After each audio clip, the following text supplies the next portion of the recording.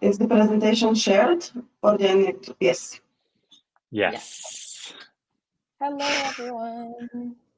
Hello. Hi, everyone. Welcome. Good to see you. Hope you had a nice break. If you started your day earlier and you already joined some sessions, if this is your first session today, welcome to the Makers Festival. Really great to have you here. My name's Tom. I work for the global team along with Mada and Marine and Uli, who all of us today are here to host you for this session, State of the Network. So this is all about network trends and network data and insights. So we have an hour and more planned today where we're going to guide you through data that we have extracted from the network over recent years. And some of you may have seen some of this data before, and for many of you, it will be new. But really, this is a great opportunity to understand how we're all working together as a network and how we can understand ourselves as a whole. But also, it's an excellent opportunity for us, in our daily duties when we're really focused on our roles and responsibilities and tasks. We don't always look at the bigger picture. So we would really invite you to, when you're seeing all this data, to think about how the work you're doing really contributes to that and contributes to us working towards our global mission.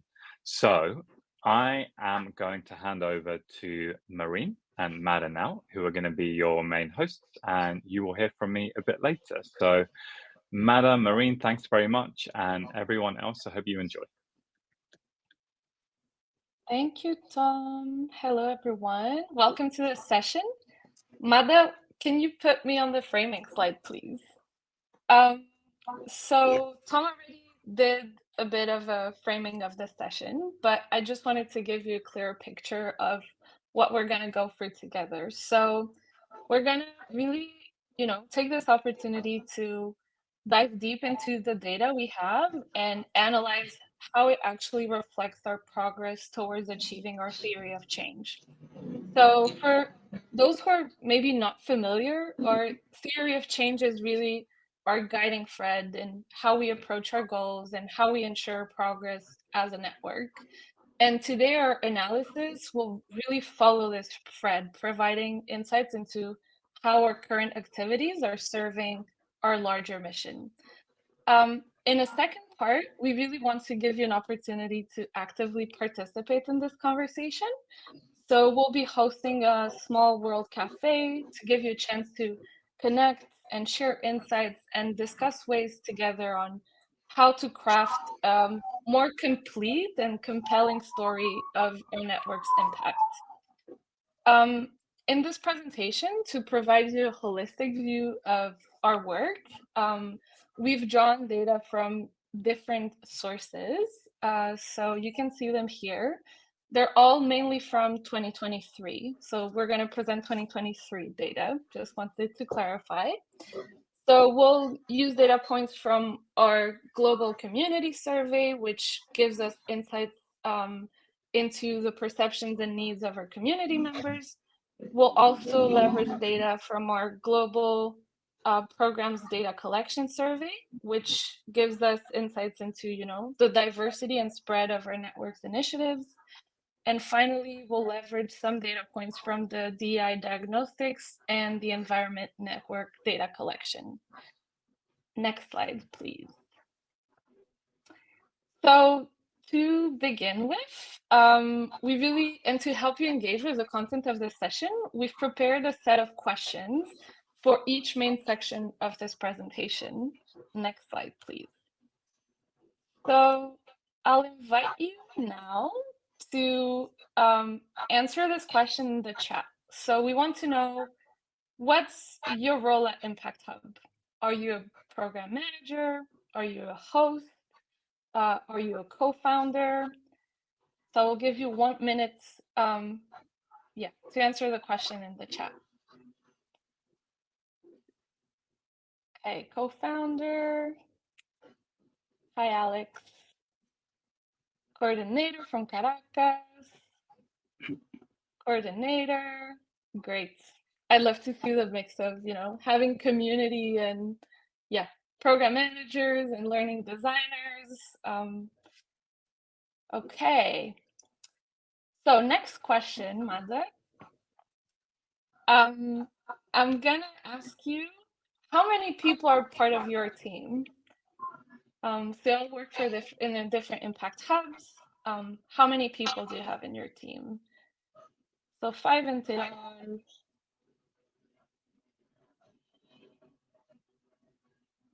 5 in London. Okay, 4. A couple more answers. Hi, Joanna. Good to have you here. 10 people in Munich. Okay. And our final question, next slide, please. How many members are part of your community? Okay, 120 in Tirol. How many members are part of your community? And if you don't know the exact number, that's fine. You can also drop an estimate. What, 260 in Munich, big community. 100 in Floripa. Couple more answers. 150 in London. Okay, 120 in Nairobi. Great, big communities. So, next slide, please. I think these are really examples of, questions we ask in our surveys actually to collect data. So we just wanted to give you a bit of a taste of, how we go about collecting this data we're going to present you. Sometimes it's really granular questions that then come and fit into this bigger picture. So as you probably already know, I hope so, Impact Hub has been a catalyst for entrepreneurial action and collaboration since 2005.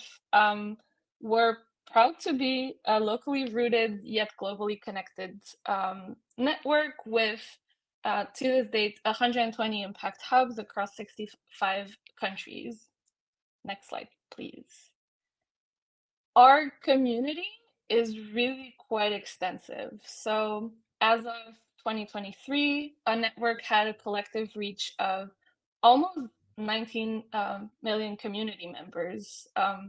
We're engaging 45,000 program participants with over 18,000 active members. This really speaks to the unique strength of a network, to bring together change makers who are working on innovative solutions for a more sustainable world. Next slide, please. Our growth story is quite compelling.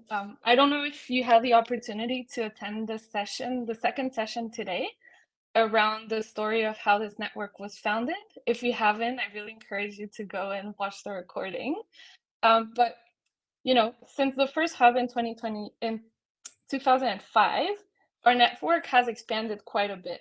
So we went from 29 impact hubs by 2011 to 95 impact hubs by 2016 to 120 impact hubs today. So this growth really reflects the increasing demand for a model globally, and it highlights the collective power of the mission we're trying to achieve together. Next slide, please. So one trend we're observing, of significant trend, is around program delivery. So programs have really become a core part of our network's offering, and they're really deeply integrated in the services that we provide as impact hubs to our communities. Over the recent years, we observed a clear trend in programs growth. So as you can see here, in 2021, we had collected data from 247 programs globally from 50 impact hubs, whereas last year we collected data from 306 programs across 86 impact hubs. And you can see that in 2022, that growth is slightly bigger than 2023, but it's a key question. Like, does this suggest that there's been a decrease in program activity, or is it just other factors at play, and we have stronger and bigger programs? We're not sure, but these are the questions that arise when we look at those data sets. Next slide, please. So here you can see a bit of a geographical distribution of our programs. We have around 40% of our programs being delivered in Europe, which is quite reflective of the geographical distribution of our impact hubs. Next slide, please. So this is quite important for the upcoming parts. So let's remind ourselves what our mission is, right? And what we're trying to achieve before diving into granular data. So we inspire, connect, and enable impact makers worldwide. And our mission is really to build a just and sustainable world where business and profit are used to serve people and the planet. Next slide, please. And at the heart of this mission, we really have strong values that guide us. Trust, collaboration, and courage that really shape everything we do. And we're proud to see that these values are reflected in our community's experience. So as you can see, 75% of our members feel they can trust others, which really fosters an environment for new ideas to emerge. Collaboration is also key, with 76% of members feeling supported and partnering and collaborating with other members.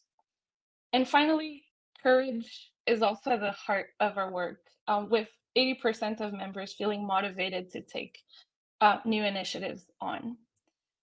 So this is a nutshell who we are, and I will now hand it over to Madalina to dive into how we drive change. Thank you.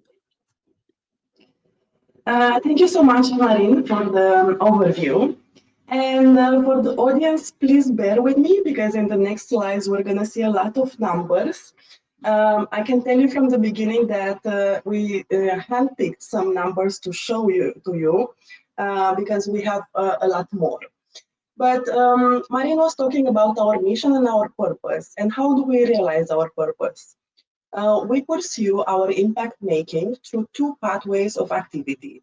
The entrepreneurial support pathway, where we grow impact enterprises that pioneer and scale solutions and create inclusive jobs, and the collaboration pathway, through which we establish large-scale cross-sector collaboration to mainstream this solution and the system's systematic change that they promote.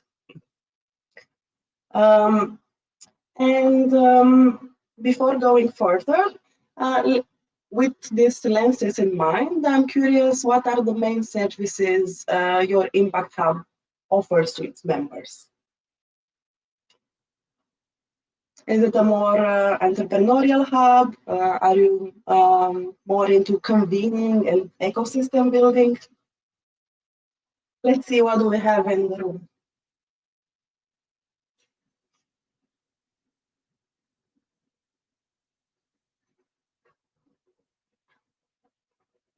As you cannot speak, I'm expecting some answers in the chat.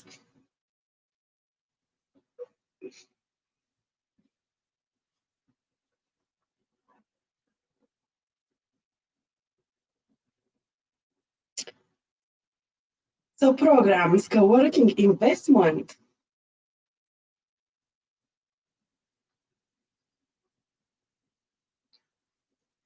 I see Martina is asking to clarify. What we mean is, what are the different streams of work you have in your Impact Hub?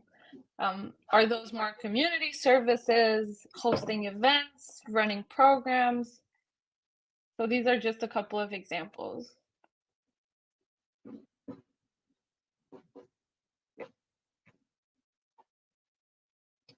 In Ticino, we have a lot of ecosystem building and entrepreneurial support in the same time.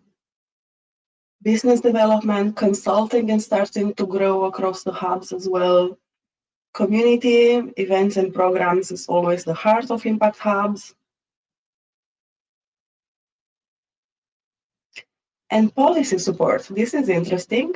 We should learn more from Impact Hub Lagos.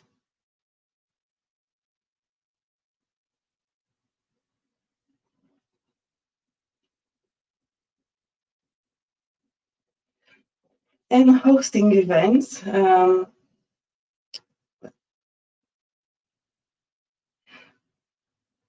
Okay, I think we can have a clear idea about the diversity of mix of our support. And I'm happy to see that the work you do, it's aligned with our theory of change. Let's go deeper in it.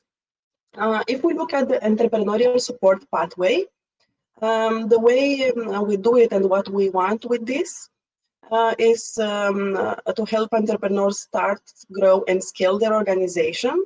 And then on short term, to develop their skills, business skills, leadership skills, and also confidence and expanding their networks. And so that on the medium term, we can have outcomes like enterprises improving their organizational practices and access to capital, talent, and markets, so that on long term, we can help and support enterprises grow sustainable organizations that create inclusive jobs and scale their impact on different issues and topics like the SDGs, so that we can achieve the impact Marin mentioned at the beginning. Who do we serve, especially on the entrepreneurial support pathway? Impact enterprises are the key drivers of social innovation, and the thriving impact economy depends on their growth and their impact. So at the Impact Hub, we help entrepreneurs start, grow, and scale organizations. And if we look and extrapolate the numbers for 2023, we serve like more than 50,000 impact-driven businesses that have created more than 19,000 new jobs. Sorry. What do we do? We empower this entrepreneurial action through innovation, innovative spaces and programs. And again, looking at the numbers, we can see that last year we have 98,000 square meters in total across the globe. And we had collected data about 306 programs, from which 81% of the programs were focused on entrepreneurial support. And with all this support, as I said, the entrepreneurs and their ventures grow their impact skills and business skills and gain personal development and leadership skills. And we're happy to see that in the community survey, our community said that 70% of them feel supported or very supported in developing skills and capabilities, 69% in gaining visibility and credibility. Almost half of them felt very supported in generating revenue and accessing new clients and beneficiaries. And our spaces are highly appreciated because almost 80% said that Impact Hub is helping them accessing better working infrastructure. Also, Impact Hub is helping entrepreneurs to expand their professional networks and build a community of peer support. People feel comfortable discussing new ideas with others. It's easy for them to identify experts in the community and to approach them, as we can see by these percentages. And the trust is at the base of everything, with 70% of them trusting people from the community and 70% of them feeling that they are part of a big community. And one of my favorite numbers is that more than half, 63% of them, feel that the time and support they invest in others and the peers and the community comes back to them. So there is reciprocity. And how much reciprocity is that in average per month, Impact Hub members feel that they give and receive like 6 hours of peer support. And this number has increased across years, as you can see here, the blue line, and that they make, in average, 3 new valuable connections, so people that could help them in their business. Also, by being part of the community of Impact Hub, our members think that, they attribute 41% of their business success to belonging to this community. in average. And this is also a number that we're happy to see that increased across the years.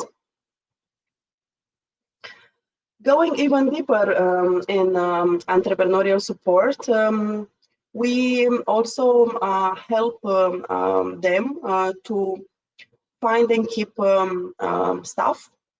54% feel supported in this. 40% feel supported in obtaining financial capital and investment. 63% feel very supported in accessing support institution and networks like accelerators and incubators, and expanding to 40% feel supported in expanding to new geographic areas. And we also inspire them and help them to evaluate the impact of their activities, with 63% feeling supported and educated about this. We also asked them in the global community survey how much investment or funding they received, and we extrapolated that number to the total of our community members plus program participants, and we can see that they received in total funding of $360 million, and the average of this investment is 190,000.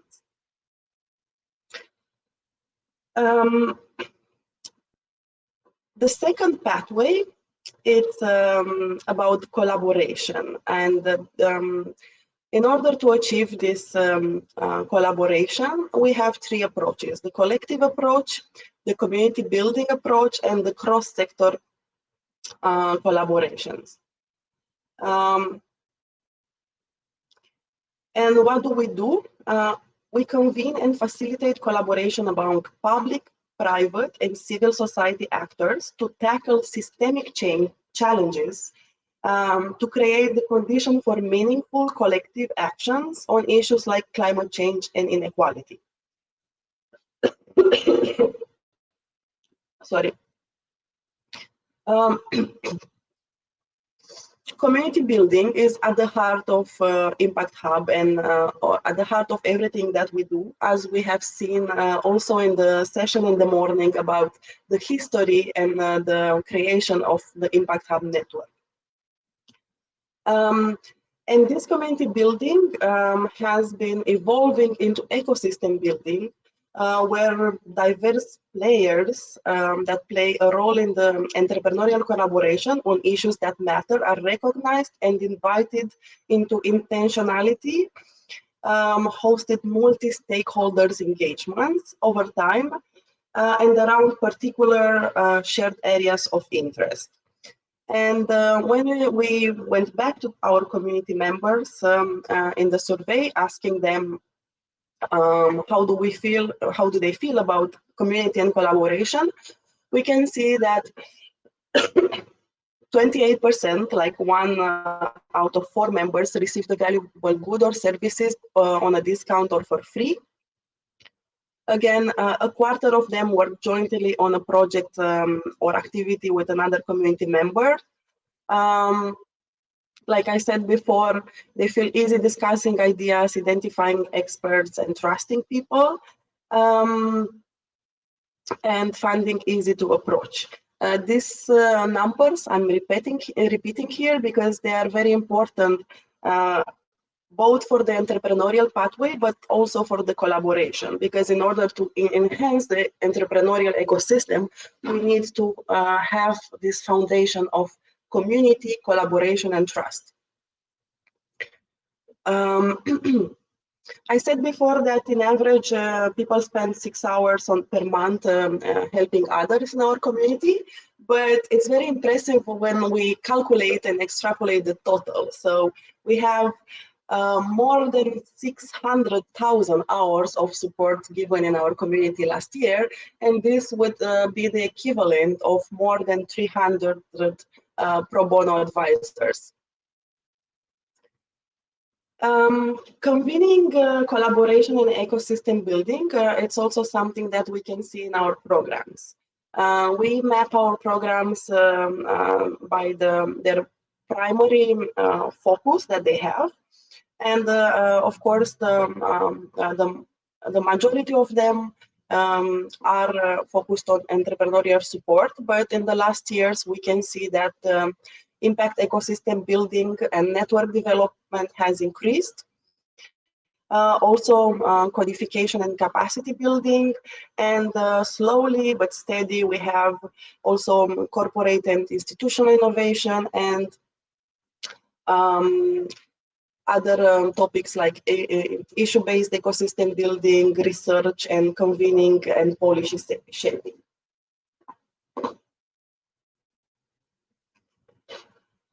And programs also are focused and drive collaboration. 35% of them, which means around a third, involve cooperation and collaboration between 2 or more impact hubs for implementing and delivering the services provided by the program. And almost half of the program were executed in collaboration with partners outside of Impact Hub, sustaining our drive for improving and increasing ecosystem collaboration.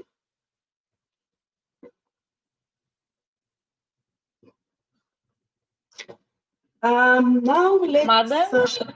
yes. Before we dive into the next section, I just want to make sure we can address some of the questions that are in the chat. So I think one question that came up is from Alex, Impact Hub Tidal, who asked, are the 360 million investment in 1 year or since the beginning of the hub? It's in 1 year, and it's not just investment, it's funding overall. So the question is like, how many funds have you received in this year, in the previous year, because it's 2023. And then we also have, we asked them like what type of funding, like if it was equity investment or from banks or donations or philanthropic funding. But for the purpose of this presentation, I thought that this type of granularity would be a bit too much. Thank you, Mada. And just encouraging the attendees, if you have questions on certain data points as they are presented, please feel free to drop them in the chat so we can answer them. Yes, and Marine, please stop me anytime it's needed. As a data person, when I'm seeing numbers, I have this tunnel vision. So this is why it's always nice to co-host. Thank you.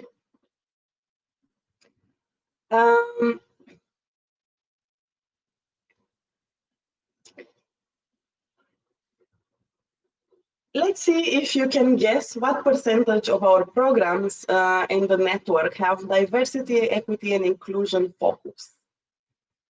Because also as part of our TOC, we have the 2 pathways, but we also have this the 2 lenses, DAI and climate action, that are across everything we do.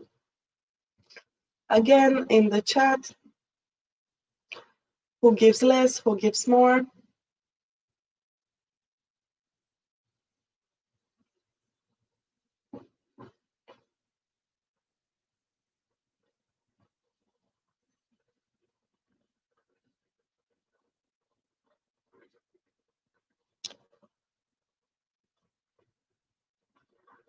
%40 from the DAI specialist.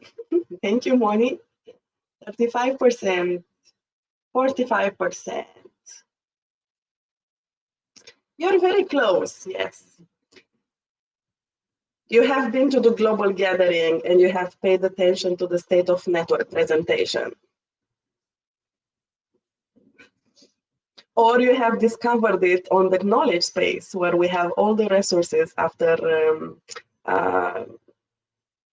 every event in which we present stuff. 20%. No, it's above 40%. Thank you so much for playing. How many impact hubs track their emissions?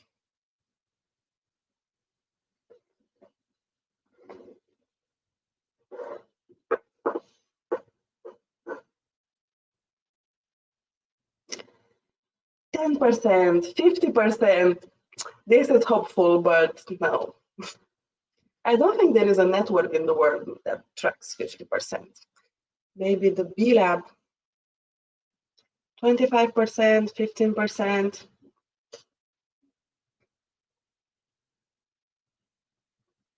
30%.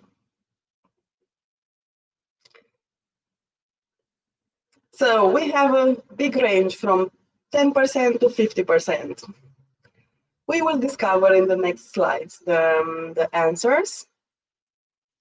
Thank you again. So, diversity, equity, and inclusion is one of our lenses in which we are committed to working with diverse impact entrepreneurs and partners to reduce inequalities in the ecosystem. And we aim to make entrepreneurship and entrepreneurial support accessible for all the unrepresented people and communities. And we include more of these categories. We're going to see in the next slides what are the top threes.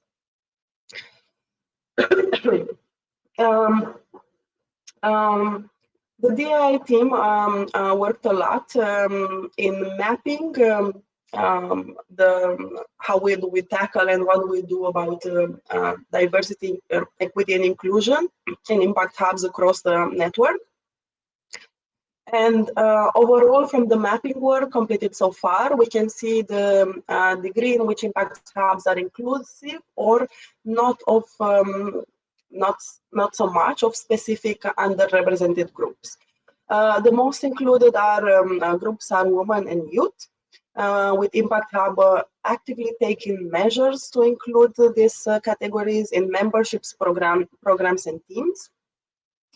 Then less present in membership and programs and teams, but still with more support are seniors, refugees, and LGBTQ people. And we have less data collected because people are not necessarily tracking this, so we cannot have a conclusion about categories like people with different neurodivergence and different ability issues. The network's goal for 2024 was to conduct DEI mapping across 80 of the impact hubs. And you can see that the progress is quite slow at this moment, but we are hopeful that these numbers will increase. If we look at our community, again, from the Global Community Survey, we can see that we have 43% of our community is women and 55% male, and few percentage of gender diversity. And if we also ask them in their management and leadership of their organization, what's the distribution, and we can see that almost half is mixed distribution, and 20% of the organization have the leadership of the management team formed by only females. Looking at and asking our community what DEI measures are they taking, we can see that most of them, almost half, 45%, are integrating diversity and inclusion in human resource practices.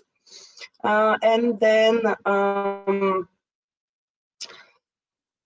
unfortunately, 30% of them, they don't know. And then we can see that almost 22% of them use it as a selection criteria when selecting third-party suppliers and vendors, and 20% of them are offering training to their staff on diversity, inclusion topics such as non-discrimination, gender equality, unconscious bias, etc. 28% of our community targets customers of beneficiaries from underrepresented group, and the most focus is on youth, LGBTQ+, migrants, and ethnic minorities. Now the answer to the questions from the chat. If we look at our programs, 43% of them have DAI as an impact theme. What they do, they engaged with the local community, they ensure representation and program delivery team and use inclusive language. And 39% of the programs focus on DAI-related SDGs, social development goals, 31% on gender equality, SDG 5, and 26% of the programs focus on reduced inequality, SDG 10. In the program, there is a difference in top targeted groups from the one that we have seen in, before about our community.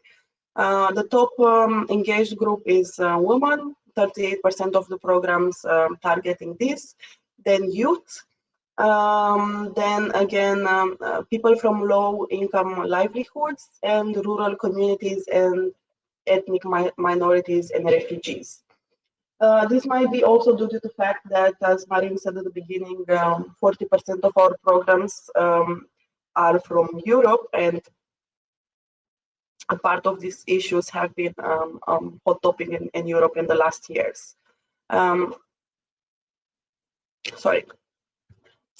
And we're getting closer to the end of the presentation. I only have to share with you the slides about the second lens that we have across everything we do, which is climate action.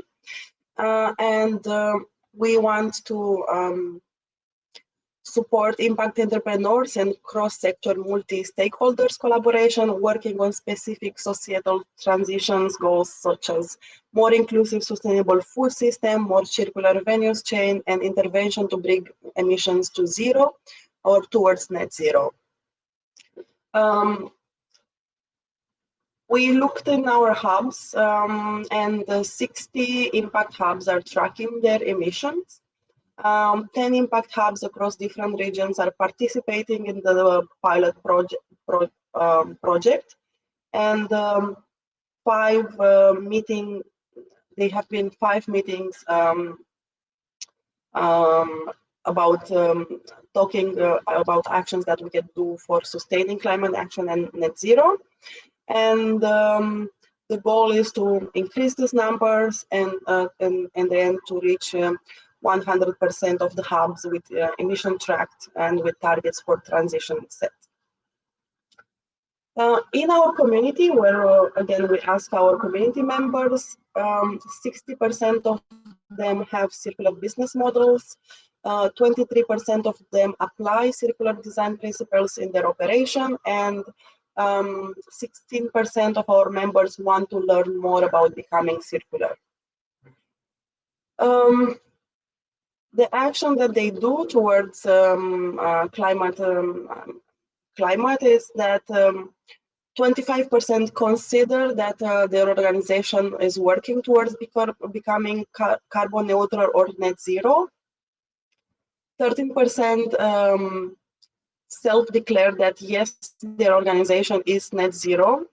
10% self-declare that their organization is carbon neutral, and 15% are admitting that this is not a priority for them right now.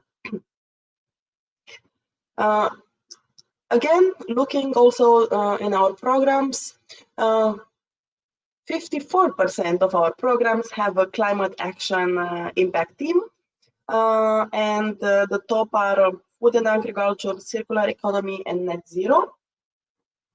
And they also tackle SDG climate action, climate action related SDGs, sustainable cities and community, a quarter of them, also almost a quarter of responsible consumption and production, and the SDG 13 itself, climate action.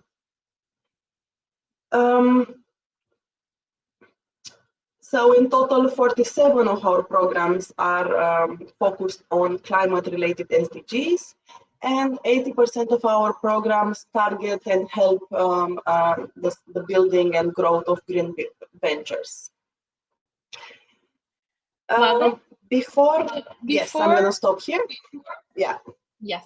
Before we dive into resources on where to find these data sets, there's one question from Joanna asking if we have DI numbers on the ownership or shareholder level of the impact hubs.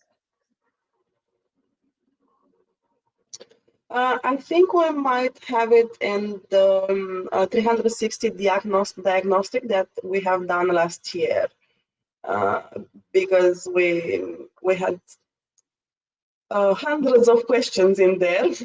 I need to check. I don't remember everything by heart, but we should. Yeah.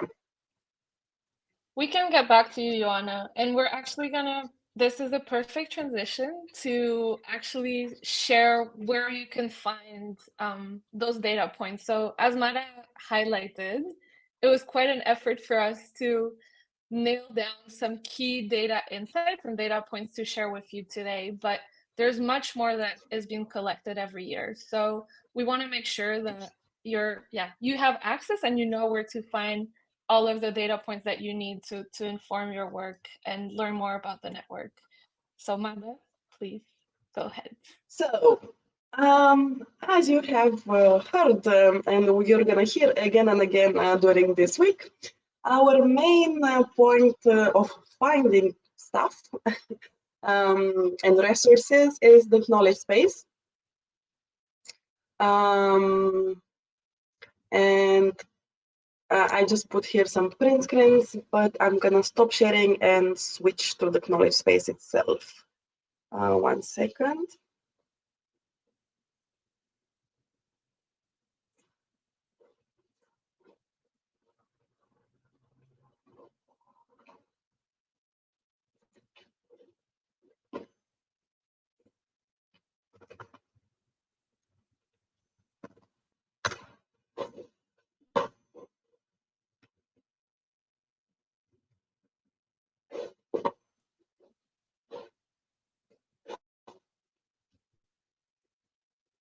We can, Tom also dropped the link in the chat, Mada, if you don't have access to the knowledge base directly. Yes, no worries. I'm still gonna share my screen, but also put them, yes, it will be helpful to put it again in the... So, we are on our community platform, and you can see here the knowledge space. I'm here. I have, it was just newly redesigned, and you can see things that are by teams, resources about brands and comms, for example. But if you scroll down and down, they are in alphabetical order to Impact Hub network data, and see all the articles. And here you will find, as soon as my laptop shows us. If you want to dig deeper in our impact logic, you can read the resources from here. You can also look at the state of network that was presented at the global gathering, which has more data about the networks and regions and hubs. And we have here the results of the global community survey, which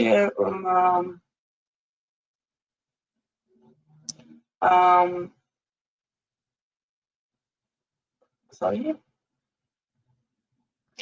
You don't see if I click on something else. I need to. No, we don't.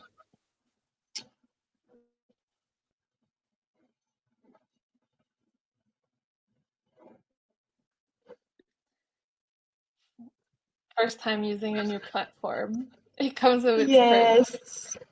But we want to make sure, I know this is a question that really comes up a lot in our Maker Slack, and we receive emails around how to find those data points.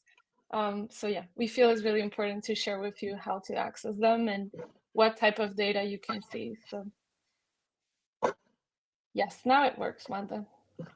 Okay, so if you go in that article and click on the link, you're gonna find the Global Community Survey dashboard, And if your computer works well, not like mine right now, you will not see blank things, you will see actual data in here. So all the data from the community survey, it's put in this dashboard. You can see our global community profile, the engagement form with Impact Hub, data about ventures, staff and jobs creation, revenue, the funding that I said that they received without the extrapolation here, and everything about extrapolation, environment and their community experience and their impact and reach. And what's cool this year is that you can select your own Impact Hub from here. And you can also select if you want to include just program participants, which should be one, or no, just community members. And from here, you can select if you want a region or a country or another Impact Hub if you want to benchmark yourself. Let's say, or if you want to see the differences between global and a region, and all the data around here will change.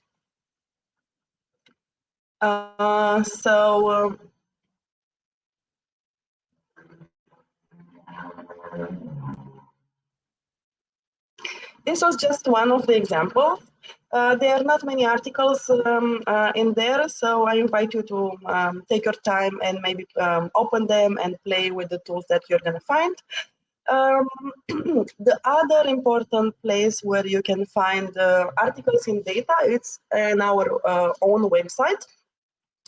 And there every year you have our impact report that was just launched this week. And you also have different other articles or reports, maybe about with learnings from programs or like toolkits from circularity and things like that.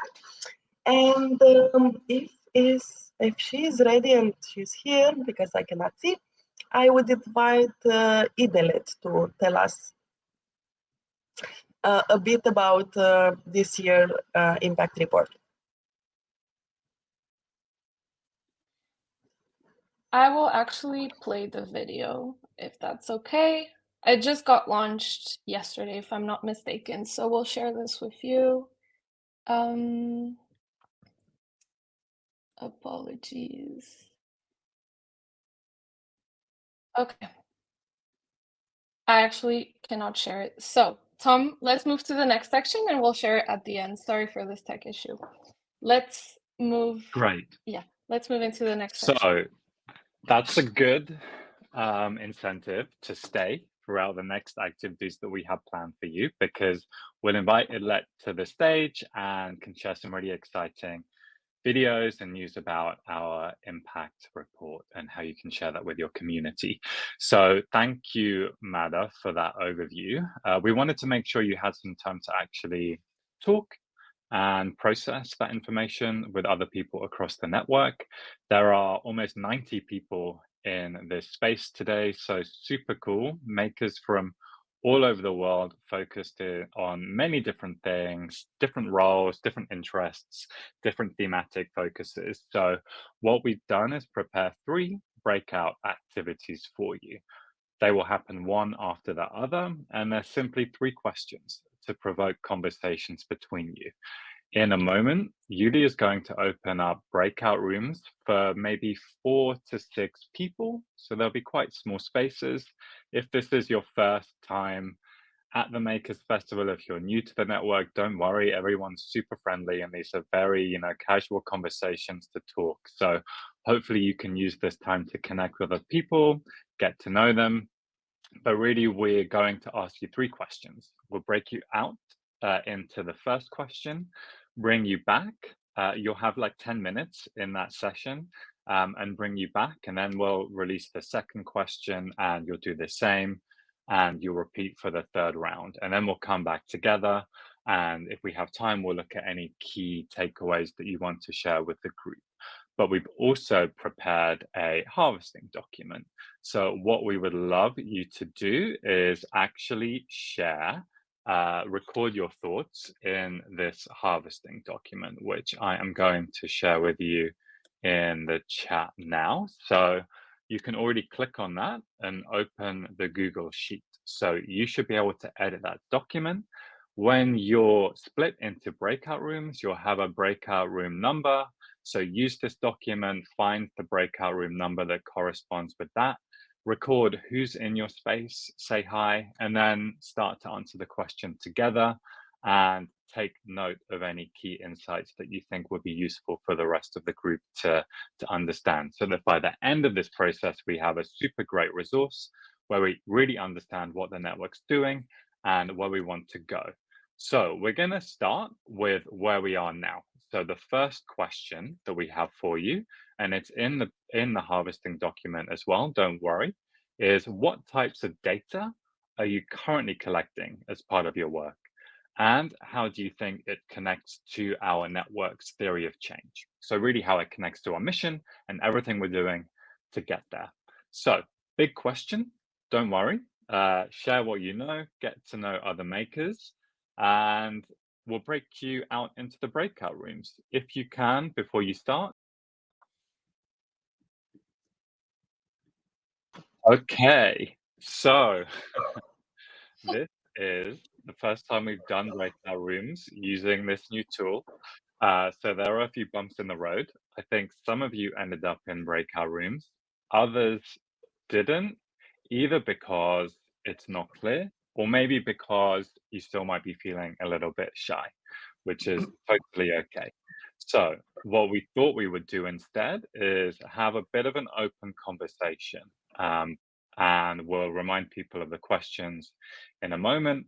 And you can either raise your hand if you want to share something and we can invite you to the stage and you can talk, or you can add in the chat your questions and we can field those, or you can also use the Q&A feature. So there are many different ways for you to participate. So what I would suggest is, first of all, if anybody has any questions still based on what we've heard, or if you have any thoughts yourself on that first question. So what types of data you're currently collecting and how does it connect to our theory of change? I think it might be helpful to introduce the other questions in a moment, but first, we'll just leave some space for anyone to share any questions they have based on what they've heard or any reflections on that first question. So you can raise your hand, type in the chat, whatever you feel more comfortable with.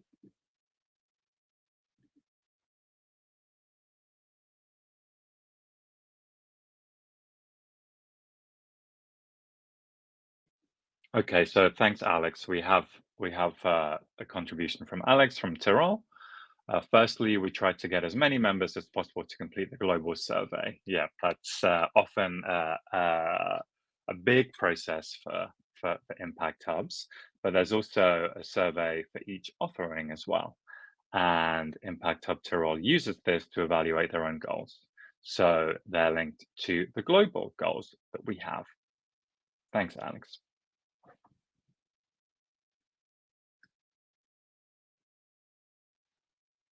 And just to add a bit of framing in the question, we're really, curious to hear about, so we have all of those global data collection tools, but, I know that locally we all have our own ways to measure the impact of our activities. It can be a feedback form, it can be, maybe having small interviews with your members. So that's, we're interested in hearing more about, what you're collecting because you feel it's relevant for your work that goes beyond what's collected globally, and how we can fit these data points into, our theory of change and our narrative. And also when we say data, it's not just numbers. In this presentation, we had numbers, but in the impact report that was recently launched, you're gonna see stories, examples, use cases. So data means everything: pictures, stories, codes from your members, examples of good practices.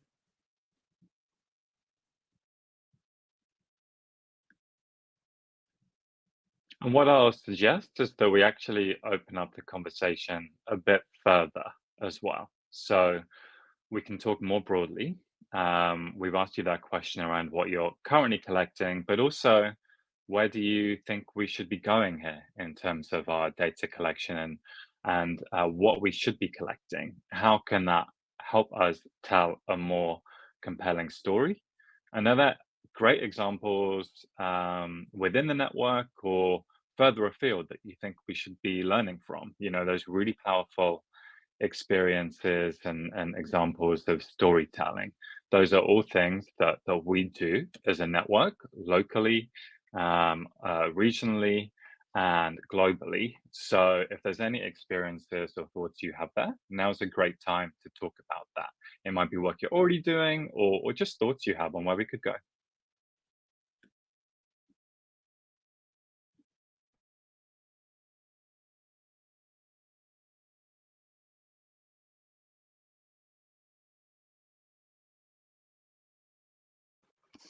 I like to say the collaboration between the hubs and universities. And I think this could be a great opportunity for the network if we could have more of this. Because it's a resource that it's sitting out there. Usually they just need data to analyze. And we usually don't have enough people, resources, or skills to analyze our data.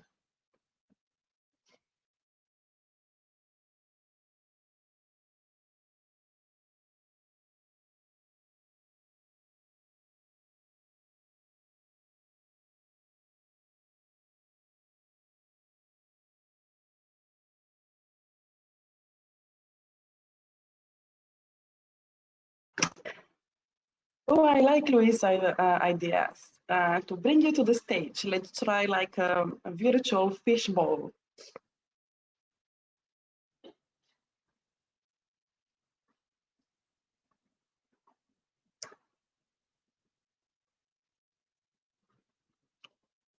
Who wants to be on the stage and share a bit of your practice? We're very comfortable with silence, okay? So it might take a while for people to feel okay to step forward, but that's fine. We've got time.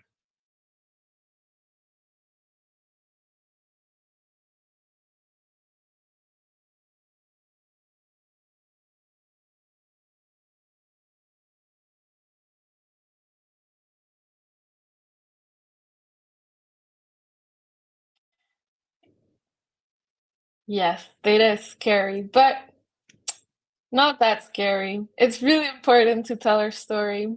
Um, okay. Tom, I'm thinking maybe in the meantime, I know we're comfortable with silence, but in the meantime, maybe we can invite Idalet to share about the impact report. So if Idalet, you can That's raise your great. hand so we can bring you on stage and share more about, great, and share more about, yeah, the report that has just been published.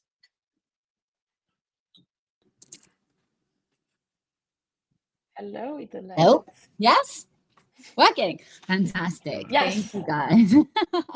Thank you guys for hosting. It's a super interesting session. And yeah, just to echo what you guys are saying, like data does seem a little scary, especially, you know, people who aren't used to work with data, but it's such an important tool to understand where we are, to understand our processes, where we can improve, what we can, you know, also keep doing better. And I think the impact report that we do every year is also an interesting way to use data, because it's more about how can we take that data and then create a story that's inspiring and educational even to the people outside of our network. So how can we use our stories and our impact to really invite people to join us on our mission? So this year we upgraded and took a new angle on the impact report.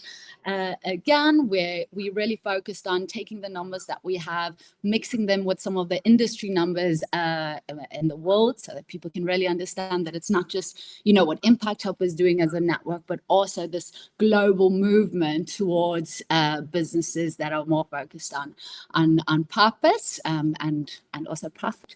So we really focused on taking, like I said, the global trends, some of our network trends, and then also combining them with some of the stories that the network sent into us.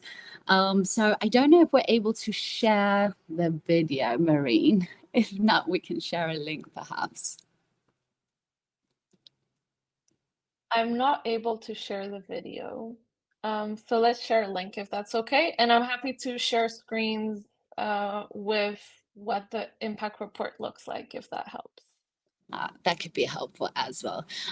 We have already launched the campaign, like Marine mentioned. There's a video, there's a toolkit with a bunch of carousels and posts, and of course the video that you can share as well. And the reason why we also create these communication toolkits is so that everyone in the network can easily share the impact that we're making, share it with our communities and our partners, and like I said, invite people to join us on the mission.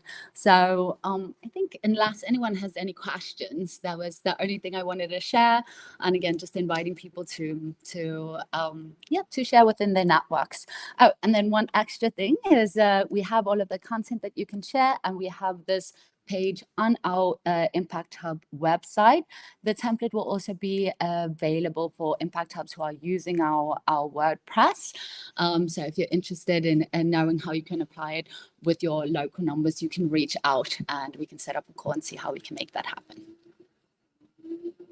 And let me try also, Maureen. Maybe I can. I can share the website and show how to access the report, if that's okay. Can you see my screen? Yes. Yes? Okay.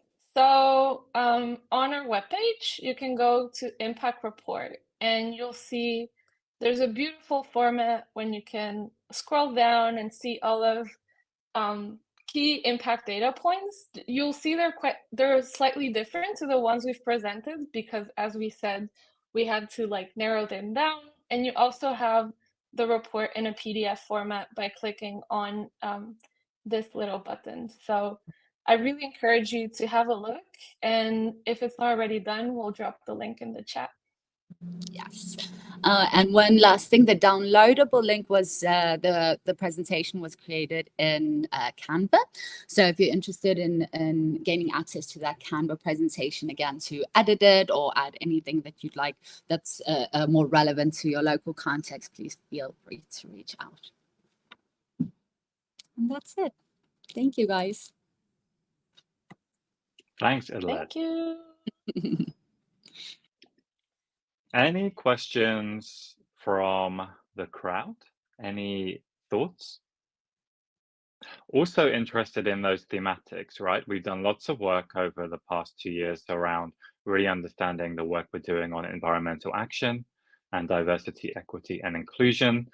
That's a really important way of presenting ourselves to the world around us. We're focusing on impact, but what are we doing as Impact Hubs on that topic as well? So that's a really interesting one for me. And I think there are people in this room, for example, Moni and Luis, who you've heard from through different vehicles today and different events. So that's something that you'll start seeing more of over the coming 2 or 3 years as we move towards achieving, hopefully, our ambition 2030. Like during COVID and lockdown period, there were big aspirational commitments made. So that'll be very interesting how we actually measure our progress against that road to 2030. So that's something I'm looking forward to for 2025. I can actually see a question in the chat from Alex, which I'll leave to you, Mada. Alex is asking, what is your opinion on the Net Promoter Score? I don't have time to create larger surveys or something like that, then it falls back. So do you have any experience with this? We also have the Net Promoter Score. We use it in the Global Community Survey, and when we do the REP and the makers, like the Impact Hub employees, we always include it. For us, the Net Promoter Score of the community is quite good. If we compare it with numbers from we don't really have industry because there is no network like us. But we can compare it with the engagement from the companies or other type of networks. I like it. It's a simple way to ask people stuff. I like to look at it year to year to see if it increased, and for the hub it increased. It's always good to use it in context. Like look up, I mean, if you have a net promoter score, which is like 20%, let's say, or 20, and you say, oh, this is bad, this is too low, you should look in your industry. Let's say if we're talking about banking industry, if the average net promoter score is 15, then 20, it's a big number. It's very good.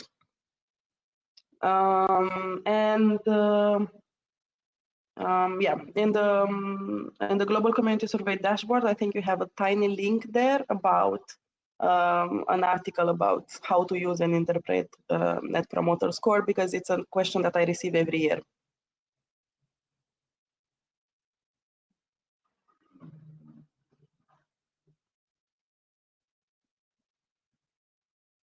We have a toolkit to share the impact report. We can let Idalet answer this question, as she's the one leading on this work. Yes. But I'm sure there's some support to help with the dissemination of it. Okay, any final questions around data points, any ideas of how to improve our data collection efforts?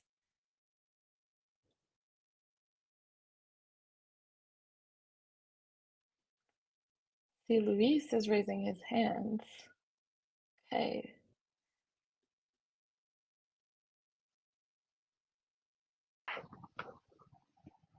Hi, Luis.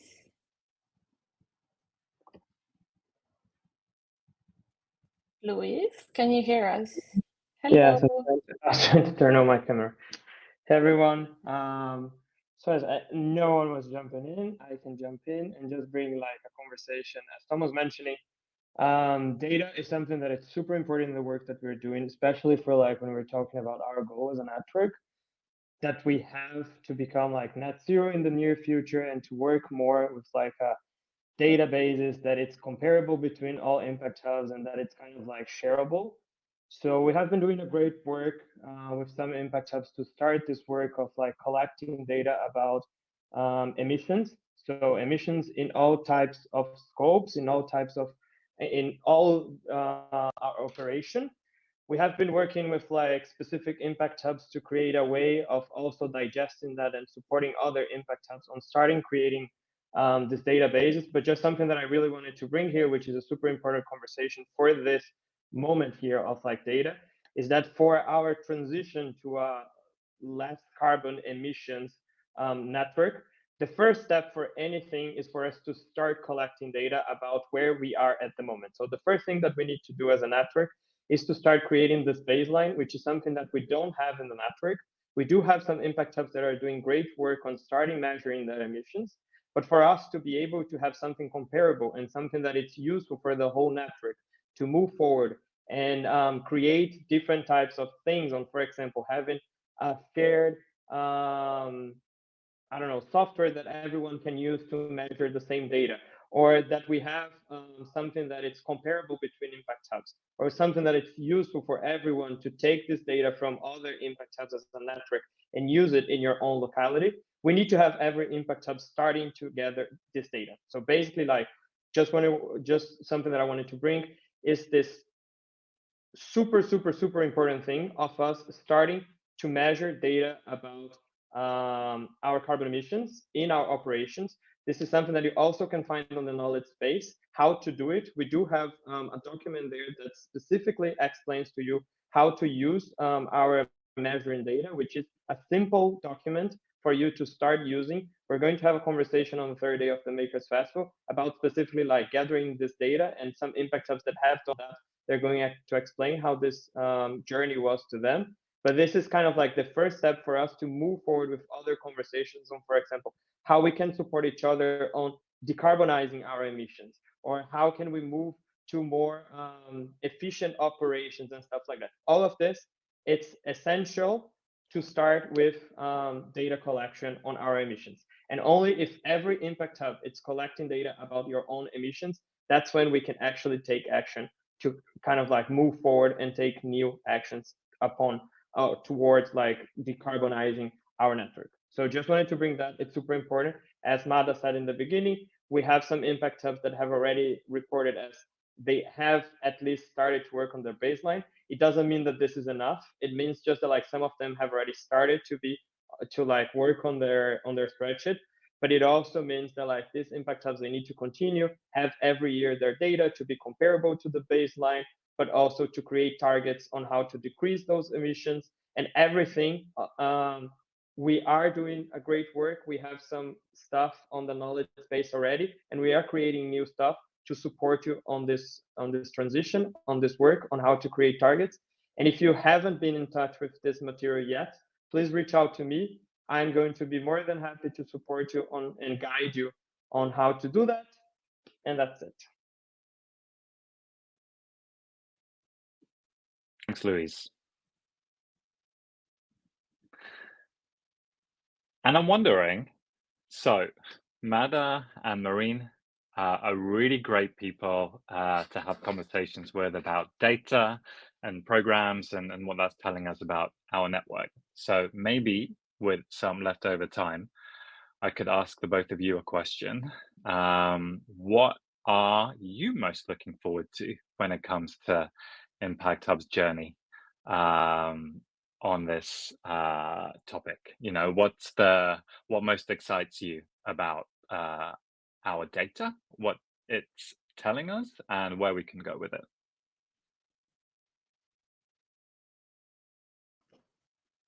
I can start, or like Go ahead. I always like to look in the future, and one of the things that I like very much on this network is that we're flexible and we're pioneering in different ways.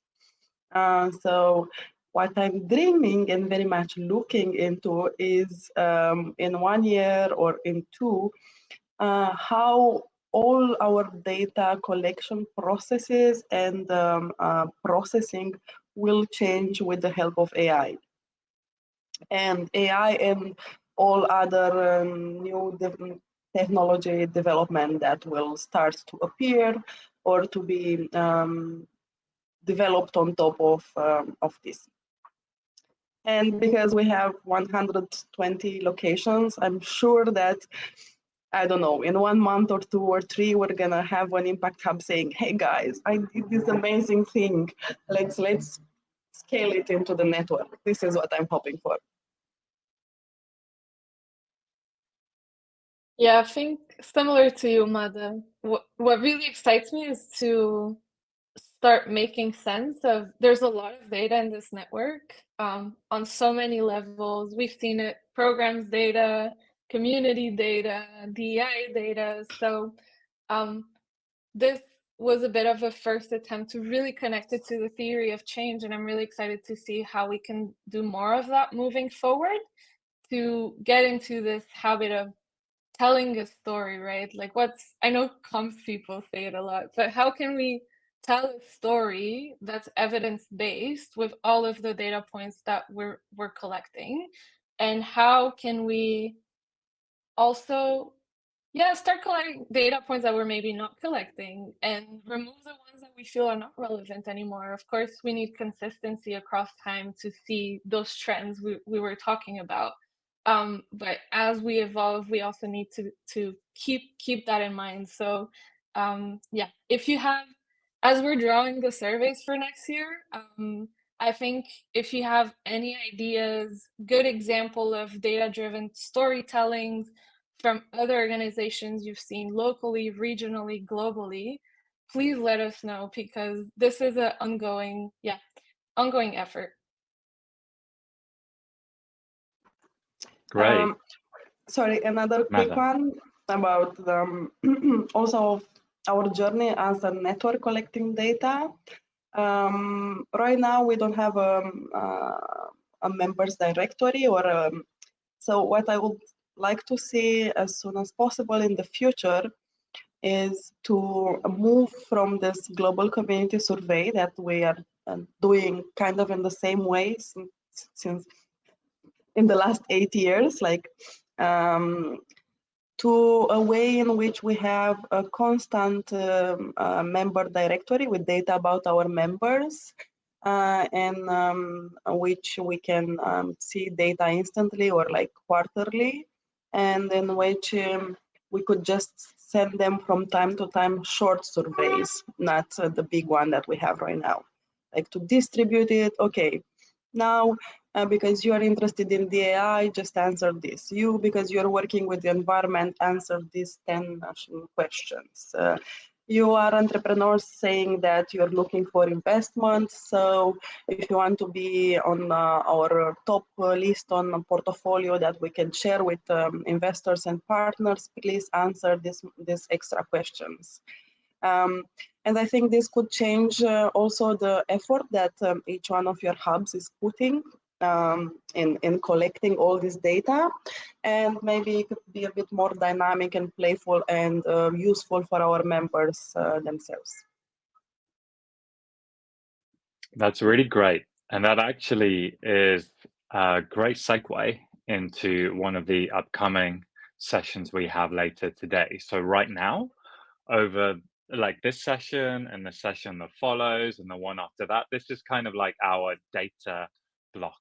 So next, after this session, you have a chance to step behind the numbers and the data and really get to know the people in our network. So there's a facilitated networking session there, so you can understand data and information from a personal lens. But then after that, we have a session on our data roadmap and shaping the future of our network. So that's led by Patricia, who's on our board, and Maria, who's part of the Impact Hub global team, director of network development. So that's an opportunity for you to really dig into how data and digital enablement can support our network. So what's our vision for the future? Where are we going? What will we look like if we have a fully realized data intelligence? So really interesting conversations coming up. So we're going to start wrapping this session up now. But what I would say is check out all the links that have been shared in the chat. Go check out the knowledge space. There's a lot of resources there for you, and start to use this data and these templates to tell your story as an Impact Hub to your community as well. We've had regional gatherings this year. We've had one in Europe. We have one coming up for Asia Pacific, and there are state of the region data slides available as well. And I've seen people on LinkedIn use those to provoke conversations and position themselves locally in terms of the work they do. So this is stuff that can really help you in your positioning, but also think about the specific elements that relate to your role. So there's data clustered around programs, community building, environmental action, DEI, many things. So maybe take some time to think about where our network is and use that as to benchmark where you are in your local, in your Impact Hub and in your region and with your team too. So have conversations with your teams about this. So before we wrap up, I'm just gonna give a moment to see if there are any questions still or comments from the crowd. So I'm just going to pause for a moment. If you do want to raise your hand or add any questions into the chat, feel free. But in the meantime, I'll really thank Marine and Mada for hosting the session and preparing all of the content. Thank you so much. And thanks to Uli, who's been behind the scenes supporting us with tech. But I'll just hand over to you and Marine, Marine and Mada, if you want to add any closing words yourself, and then we'll wrap up.